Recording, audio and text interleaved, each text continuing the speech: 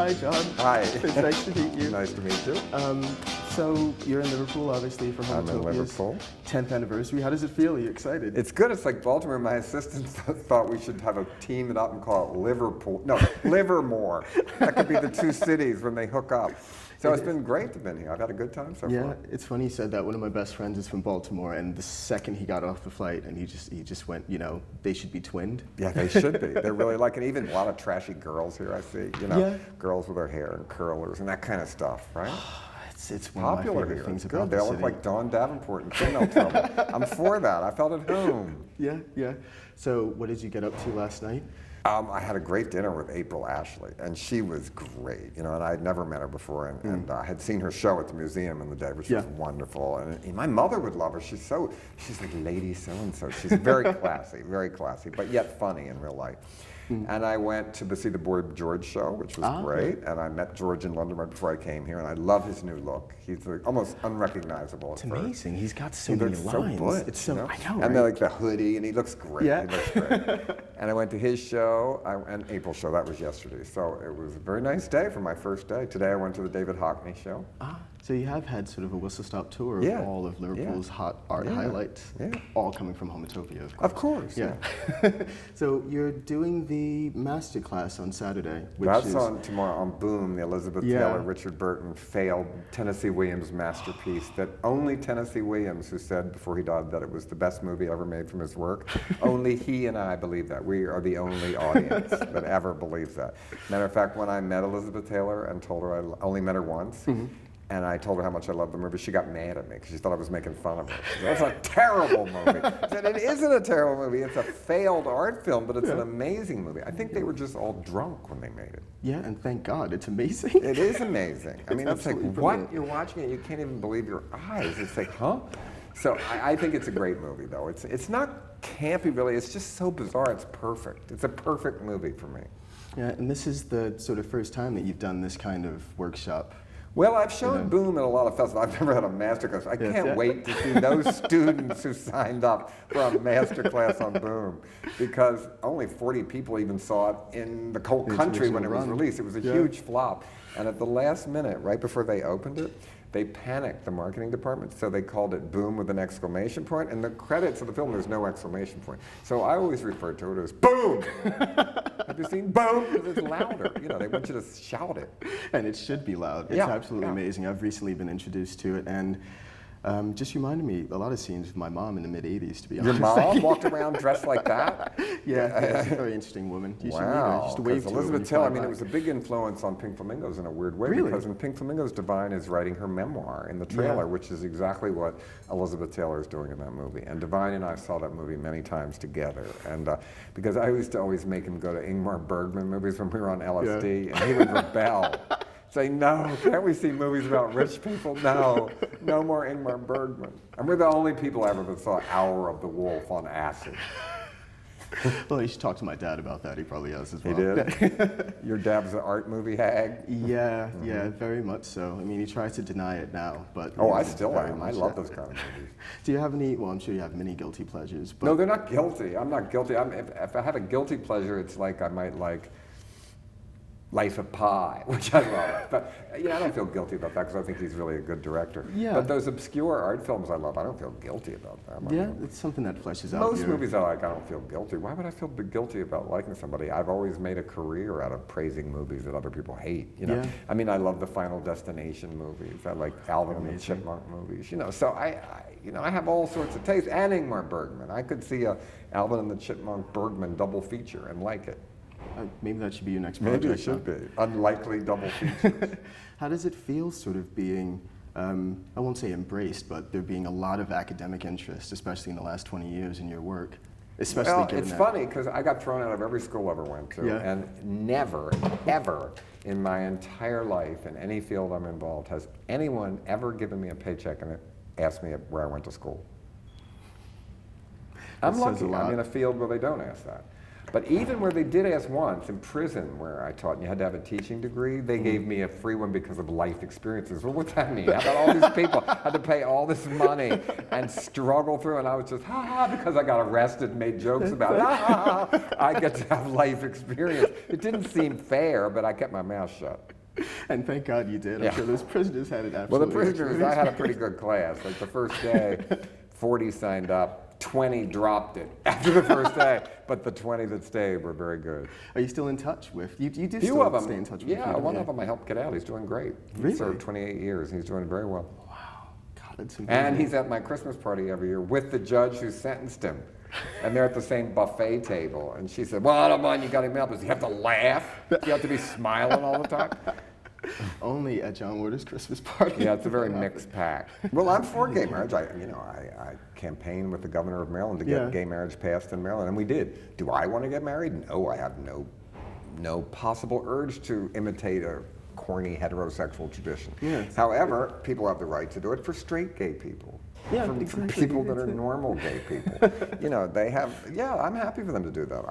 I think, the thing is, you don't have to, and I warned tonight in my show, in California, there's no fault divorce. 50-50, you get to split it. So it's a hustler, gold digger feeding frenzy going on right now, gay marriage. Make sure you got a prenup. There's such a thing as gay bankruptcy. That's something else you got to remember. And I think there is something to be said for everybody having access to a really, really flawed and just boring system. Well, I never understood why anybody could be threatened by gay marriage, because first of all, everybody knows straight or gay now knows how hard it is to find anybody to fall in love with. Yeah. So why would someone be upset that you did? Yeah. It's amazing to me why that would bother anybody. And also how difficult it is to find someone first to fall in love with, and two, that you want to share your physical space with. Well, I never want to do that. Even when I'm in love, I don't want to live with them. I like them to come over some. I like 2 houses. I think I'll hang this up. No, you won't. But I don't want somebody that would let me do that either. So that's why you have 2 houses. If they're on their nerves, you go to your house. I think it's much healthier. Yeah. So about Or relationships. 2 floors in the house at least. Yeah. See, I personally like to have 2 different countries. I Well, think that's that quite works. expensive. You have to be rich, though. Yeah, it makes it exciting, though. Yeah. You see each other for Christmas. It's brilliant. Yeah, it's it's wonderful. good, but then if you're jealous, it's not a good time. You think, well, what are they doing the other 11 months? I have enough. Divine always used to smuggle pot when he did, because he would put in his suitcase at customs right on the top his cheater, that's the fake vagina, and they'd open it and go, oh, and just close it right up because they didn't want to look under it, and under it was marijuana, but it always worked. He had that little cheater, this old moldy cheater, sitting right on top of his dirty laundry in his suitcase. They never looked. I should have used that when I was coming back and forth. They used to love to stop me at customs in London, and every single time when I was visiting my ex-husband, it was just full of lube and enemas. Really? Yeah, they just go, right, that's enough.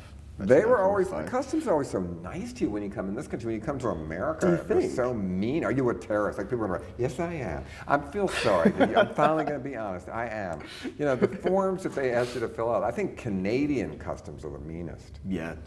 But they did catch people who were going to blow up the Seattle Needle, so maybe, I don't know. Maybe something works for them. Yeah. Do you find that you get sort of recognized a lot when I traveling? do, but in a nice way. They're always nice to me at customs now.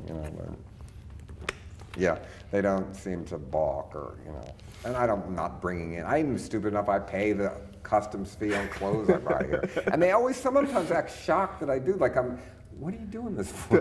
When I said, well, yeah, I'm $300 over, and they go, go ahead. They say sometimes. I don't know what you're supposed to do. You're supposed to pay 10%. I don't know. Yeah, something like that apparently. Yeah. But last time they said, oh, go ahead.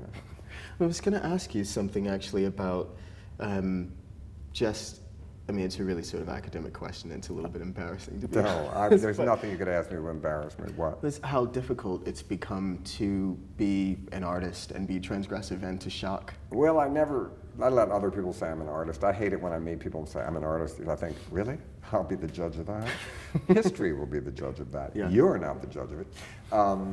And I just try to make people laugh. It's easy to shock people. Every Hollywood movie is trying to do that today.